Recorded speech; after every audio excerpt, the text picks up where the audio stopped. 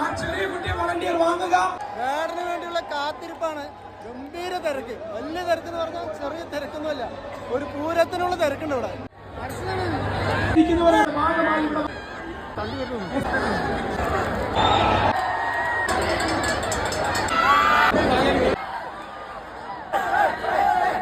അങ്ങനെ വേടൻ എത്തിയിരിക്കുകയാണ്.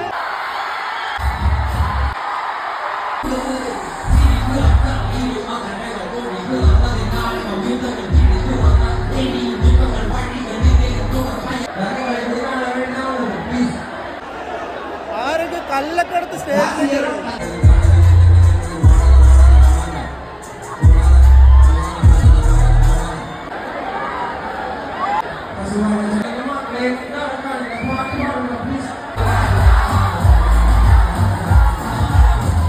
തിരക്ക് കാരണം ഓരോരോ ആൾക്കാര് മഴങ്ങി വീഴുക ഇടയ്ക്കിടയ്ക്ക്.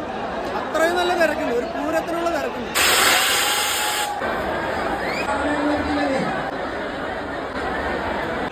സ്റ്റേജിന്റെ അടുത്തുണ്ട്, നെന്മാറയിലെ അച്ചു സ്റ്റേജിന്റെ അടുത്തുണ്ട്. ഇതുവരെ കാണാത്തത്ര തിരക്കാണ് ഇവിടെ. കമ്മിറ്റിക്കാരും കൗൺസിലേഴ്സും പോലീസുകാരും അല്ലാതെ ഫ്ലോറിനകത്ത് ആരും നിൽക്കരുത്.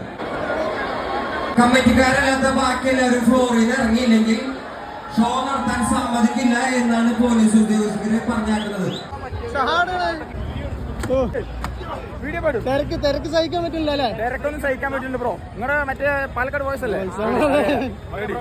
മൊത്തത്തിൽ ജീവനം കൊണ്ട് രക്ഷപ്പെട്ടത് ആരോ കാരണന്മാർ ചെയ്ത ഭാഗ്യം. നല്ല തിരക്ക്, ഒന്നും ചെയ്യാൻ പറ്റില്ല, ഷൂട്ട് ചെയ്യാൻ പോലും പറ്റിയിട്ടില്ല. ഒരു പാട്ട് പോലും കംപ്ലീറ്റ് ആയി പാടിയിട്ടില്ല ആള്.